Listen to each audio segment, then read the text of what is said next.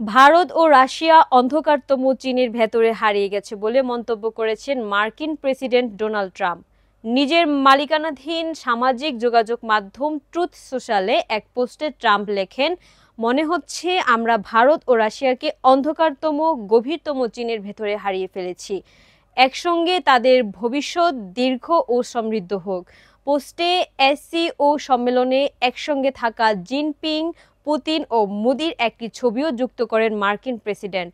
কামরুজ্জামানের তথ্যচিত্রে বিস্তারিত জানাচ্ছেন সিথি জান্নাত। রুশ প্রেসিডেন্ট ভ্লাদিমির পুতিন ও ভারতের প্রধানমন্ত্রী নরেন্দ্র মোদী চীন সফর ও দেশটির প্রধানমন্ত্রী সি জিনপিং এর সঙ্গে সাক্ষাৎ নিয়ে ক্ষোভ প্রকাশ করেছেন মার্কিন প্রেসিডেন্ট ডোনাল্ড ট্রাম্প। তিনি বলেছেন, ভারত ও রাশিয়া অন্ধকারতম চীনের ভেতরে হারিয়ে গেছে বলে মনে হচ্ছে। গত সপ্তাহে চীনের তিয়ানজিন শহরে সাংহাই কোঅপারেশন অর্গানাইজেশনের শীর্ষ সম্মেলনে যোগ দেন পুতিন ও মোদী। সেখানে উত্তর কোরিয়ার সর্বোচ্চ নেতা কিম জং উন সহ বিভিন্ন দেশের ২০ জনের বেশি নেতা উপস্থিত ছিলেন, তবে পশ্চিমা কোনো নেতা ছিলেন না।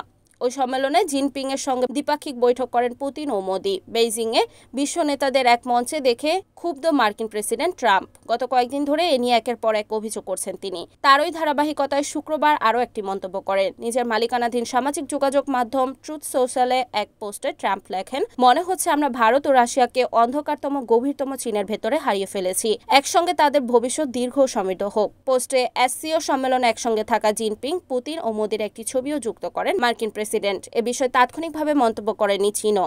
আর মন্তব্যের জন্য তাৎক্ষণিকভাবে ক্রেমলিনের সঙ্গে যোগাযোগ করা সম্ভব হয়নি বলে জানিয়েছে Reuters.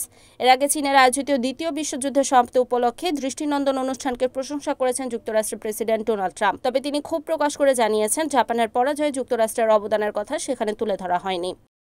Desk news, NN TV.